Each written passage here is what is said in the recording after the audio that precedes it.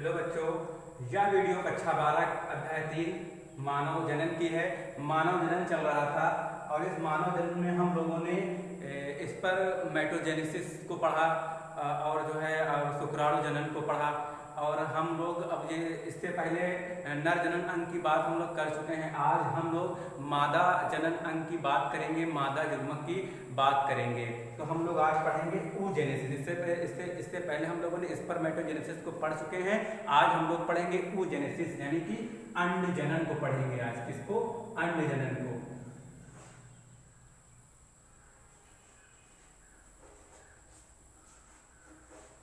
अंड जनन यानी कि oogenesis को पढ़ेंगे।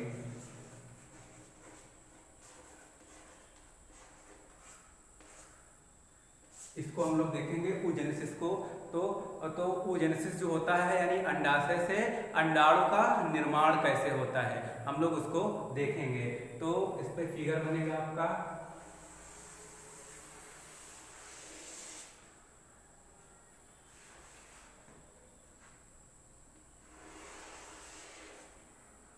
तरह से फिगर बनेगा इसमें, ये ऐसे oogenesis होगा। तो oogenesis कैसे होगा, पूरी प्रक्रिया का हम लोग चित्र के माध्यम से देखेंगे। आइए देखते हैं। तो किस प्रकार से अंडाशय से अंडाणु का निर्माण होता है, किस प्रकार से अंडाशय से अंडाणु का निर्माण होता है। एक बात याद रखना कि अंडाशय में अंडाणु का निर्माण गुणीय परिवर्धन के समय ही हो जाता है। गुणीय परिवर्धन के समय ही हो जाता है यानी अंडाशय में अंडाणु का निर्माण कब होता है? जब मादा भ्रूण अवस्था में होती है, उसी समय अंड जनन की प्रक्रिया शुरू हो जाती है। जब माँ के पेट में बच्ची होती है तभी उसके अंदर, उस बच्ची के अंदर माँ के पेट में अंड जनन यानी अंडों का निर्माण होना शुरू हो जाता है और उसमें अंडाणु का निर्माण होने लगता है। ये पॉइंट इंपॉर्टेंट है क्योंकि शुक्र जनन जो था उसका प्रोसेस क्या था, यानी पुरुषों में यौना आरंभ के बाद शुरू होती है। लेकिन मादा में क्या होगा? मादा शिशु भ्रूणीय परिवर्धन के समय ही उनके अंडाशय में अंडाणु का निर्माण होने लगता है और कई मिलियन अंडाणु का निर्माण होता है। उस अंडाणु को हम कहते हैं मात्र युग्मक कोशिका, अंड जननी या oogonia। क्या कहते हैं उसको हम लोग कहते हैं, उस अंडाणु को हम लोग कहते हैं मात्र युग्मक कोशिका या अंड जननी, इंग्लिश में oogonia कहते हैं। इस अंड जननी oogonia में इस अंड जननी oogonia ये कब उत्पन्न हो रहा है? भ्रूणीय परिवर्धन के समय, जब मादा शिशु भ्रूण अवस्था में होती है। जन्म के बाद अंडाशय में अंड जननी यानी oogonia का निर्माण नहीं होता है। इस बात को याद रखेंगे, यानी oogonia का निर्माण जन्म के बाद नहीं होगा। यानी जब शिशु माता के पेट में होगी तभी ही उसके अंदर oogonia का निर्माण होगा, अंडाणुओं का निर्माण होगा। जो अंडाणु बनेंगे, oogonia बनेंगे, ये कई मिलियन बनते हैं। फिर अंड जननी यानी oogonia, इंग्लिश हिंदी में अंड जननी और अंड जननी को इंग्लिश में कहेंगे oogonia। जब oogonia में विभाजन शुरू होता है, मान लेते हैं यहाँ पर एक अंड जननी है, इसमें विभाजन शुरू होगा। अर्धसूत्री विभाजन होता है। कैसा? अर्धसूत्री विभाजन होता है। लेकिन अर्धसूत्री विभाजन फर्स्ट में ये अवरुद्ध हो जाते हैं यानी रुक जाते हैं। अब इसे हम कहते हैं प्राथमिक अंडक। इसे हम क्या कहेंगे? प्राथमिक अंडक। यानी कि जो आपका सबसे पहले क्या होगा? अर्धसूत्री विभाजन होगा। आइए समझते हैं। इस तरह से आपका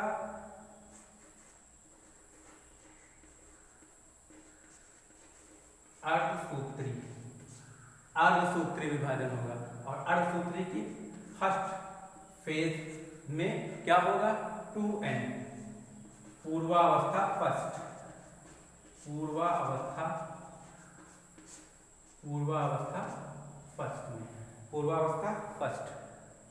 हो गई। फिर क्या हो जाएगा? प्राथमिक अंडक बनेगा। क्या बनेगा? प्राथमिक अंडक बनेगा। यानी कि इसमें 2n क्या बनेगा? प्राथमिक अंडक बनेगा। ये प्राथमिक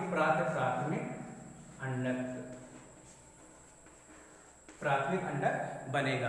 तो मान लेते हैं कि यहाँ पर एक अंडजननी है, इस पे विभाजन शुरू होगा, अर्धसूत्री विभाजन होता है। ये अंडजननी है, उसमें अर्धसूत्री विभाजन होगा, पूर्वावस्था फर्स्ट, अर्धसूत्री विभाजन की अवस्था फर्स्ट होगी।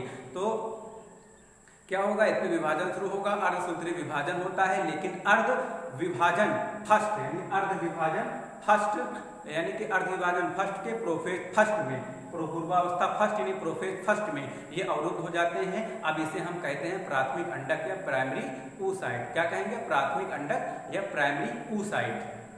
तो अब आगे क्या बनेगा, प्राथमिक अंडक या प्राइमरी oocyte। आगे ये बनेगा इस तरह से,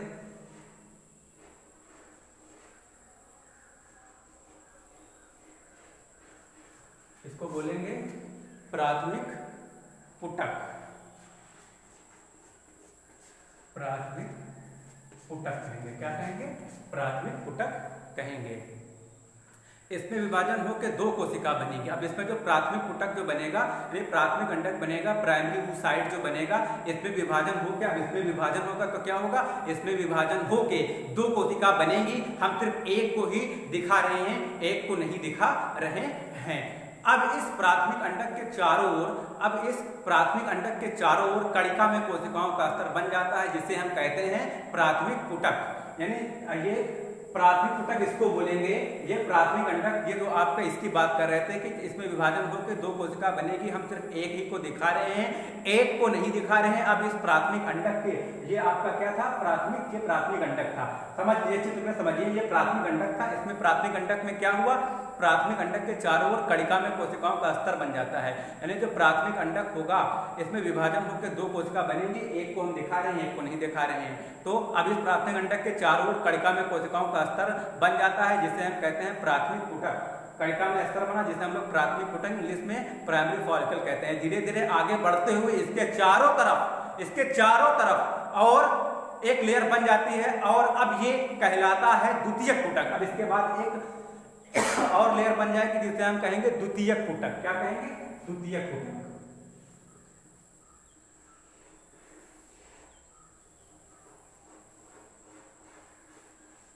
अभी इसके आगे ये क्या हो जाएगा, द्वितीयक पुटक।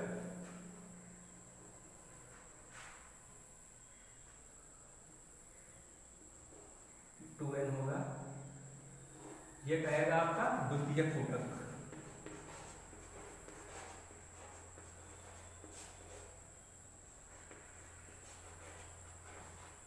ये हो जाएगा आपका द्वितीयक पुटक। अब क्या होगा आगे, ये द्वितीयक पुटक बन जाएगा। धीरे धीरे आगे बढ़ते हुए इसके चारों तरफ एक लेयर बन जाती है, और ये कहलाता है द्वितीयक पुटक, सेकेंडरी फॉलिकल इंग्लिश में कहेंगे। अब इसके आगे सेकेंडरी फॉलिकल द्वितीयक पुटक जल्द ही परिवर्तित हो जाता है तृतीयक पुटक में। अब ये जल्दी किस में परिवर्तित हो जाएगा, अब ये आगे चल के तृतीयक पुटक में परिवर्तित हो जाएगा। अब ये आगे चल के तृतीयक पुटक में परिवर्तित हो जाएगा। तो आइए देखिए, तृतीयक पुटक में परिवर्तित होगा।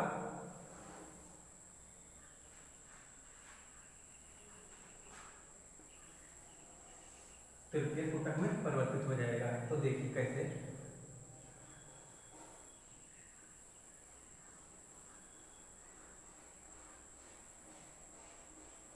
ये आगे चल के तृतीयक पुटक में परिवर्तित हो जाएगा, और तृतीयक पुटक में परिवर्तित होकर दो कोशिकाओं में बढ़ जाएगा। आइए देखते हैं।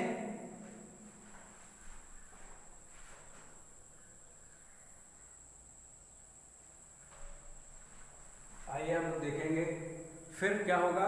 हम लोग यहाँ तक प्राथमिक पुटक तक बात कर रहे थे। तो इस प्राथमिक अंडक में, जब प्राथमिक अंडक था, इस प्राथमिक अंडक में जब द्वितीयक पुटक बन जाता है, इस प्राथमिक अंडक में जब द्वितीयक पुटक बन जाता है, ये आपका जब द्वितीयक पुटक बन जाता है, तब प्राथमिक अंडक में अर्धसूत्री विभाजन होगा। अब द्वितीयक पुटक बन जाएगा तो प्राथमिक अंडक में क्या होगा, अर्धसूत्री विभाजन होता है। अर्धसूत्री विभाजन फर्स्ट पूर्ण हो जाता है। जब प्राथमिक अंडक में जब द्वितीयक पुटक बन जाता है, तब प्राथमिक अंडक में अर्धसूत्री विभाजन फर्स्ट पूर्ण हो जाता है। मतलब पूर्वावस्था में रुक गया था, अब आगे पूर्ण हो जाता है, और ये विभाजित होकर दो कोशिकाएं बना लेती है। एक बड़ी कोशिका होती है जिसे हम लोग द्वितीयक अंडक या इंग्लिश में सेकेंडरी oocyte कहते हैं। एक बड़ी कोशिका होती है जिसे हम लोग द्वितीयक अंडक या सेकेंडरी oocyte कहते हैं। अब इस द्वितीयक अंडक में कितने गुणसूत्र हो गए? आधे आ गए। यहाँ पर अणसूत्रीय विभाजन में पूर्ण हो गया 2n था, यहाँ पर n होगा यानी 46 थे तो 23 गुणसूत्र हो गए, यानी आधे आधे गुणसूत्र हो गए।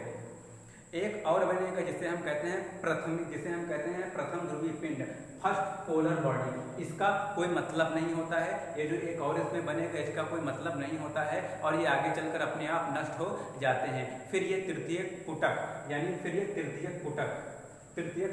फिर उसके बाद हम बात करेंगे, फिर ये तृतीयक पुटक में कन्वर्ट हो जाता है, मतलब द्वितीयक पुटक से तृतीयक पुटक में कन्वर्ट हो जाएगा। ये देखिए ये पूरा कहलाएगा तृतीयक पुटक। अब ये तृतीयक पुटक में कन्वर्ट हो जाएगा। तृतीयक पुटक को इंग्लिश में टर्सरी फॉलिकल कहते हैं। क्या कहते हैं? टर्सरी फॉलिकल में। अब ये तृतीयक पुटक में कन्वर्ट हो जाता है एक परिपक्व पुटक, जिसे हम कहते हैं ग्राफियन पुटक। यानी क्या कहते हैं इसको अब जो आगे चल के जो ये तृतीयक पुटक जो है एक परिपक्व हो जाएगा, इसे हम लोग क्या कहेंगे? इसे हम लोग परिपक्व पुटक या ग्राफियन पुटक कहते हैं। और ग्राफियन फॉलिकल के अंदर क्या है? द्वितीयक अंडक और प्राथमिक ध्रुवीय पिंड है। इसके अंदर क्या है? द्वितीयक अंडक या प्राथमिक ध्रुवीय पिंड है, दो हैं इसके अंदर, एक द्वितीयक पुटक और प्राथमिक ध्रुवीय पिंड है। अब द्वितीयक अंडक के चारों तरफ एक लेयर बन जाती है जिसे हम ज़ोना पेलुसुडा कहते हैं। इसके चारों तरफ एक लेयर बन जाएगी जिसे हम लोग क्या कहेंगे? ज़ोना पेलुसुडा। फिर जब ग्राफियन पुटक बन जाता है, परिपक्व ग्राफियन पुटक फट जाता है और उसमें ये जो द्वितीयक अंडक है सेकेंडरी oocyte बाहर निकलते हैं और अब इसे हम कहते हैं अंडाणु। इसमें क्या होगा आगे चलकर? ये इसमें अंडाणु के एक लेयर होगी जिसे हम लोग ज़ोना पेलुसुडा कहेंगे। परिपक्व पुटक आगे चल करके फट जाएगा और इसके अंदर से अंडाणु बाहर निकल आएगा और अब इसे हम कहते हैं अंडाणु। और ये अंडाणु फिम्बरी, अब जब ये बाहर निकल आ जाएगा तो फिम्बरी, मैंने पहले बताया था उसमें एक फिगर बनाया था, उसमें क्या था? उसमें फिम्बरी के सहारे ये अंडाणु फैलोपियन ट्यूब में चले जाएंगे जहाँ पर स्पर्म आएगा और दोनों ओवम और स्पर्म मिलेंगे और फर्टिलाइजेशन होगा। फर्टिलाइजेशन से जाइगोट बनेगा, जाइगोट से एम्ब्रियो बनेगा और एम्ब्रियो से नई संतान बनेगी। थोड़ा सा फिर से देखिए। और ये अंडाणु फिम्बरी यानी झालर के द्वारा ये पकड़ लिए जाता है और झालर की सहायता से ये पहुंच जाते हैं एम्पुलरी स्टमक जंक्शन पर, यानी कि एम्पुलरी स्टमक जंक्शन पर ये पहुंच जाएंगे। ग्राफियन फॉलिकल से फटकर अंडाणु का बाहर आना ही अंडोत्सर्ग ओव्यूलेशन कहलाता है। अब ये अंडाणु फिम्बरी यानी झालर के द्वारा पहुंचता है अंडवाहिनी के एम्पुलरी स्टमक जंक्शन पर। इस अंडाणु में क्या है? द्वितीयक अंडक है, यानी एम्पुलरी स्टमक जंक्शन पर पहुंच जाता है। थोड़ा समझना है।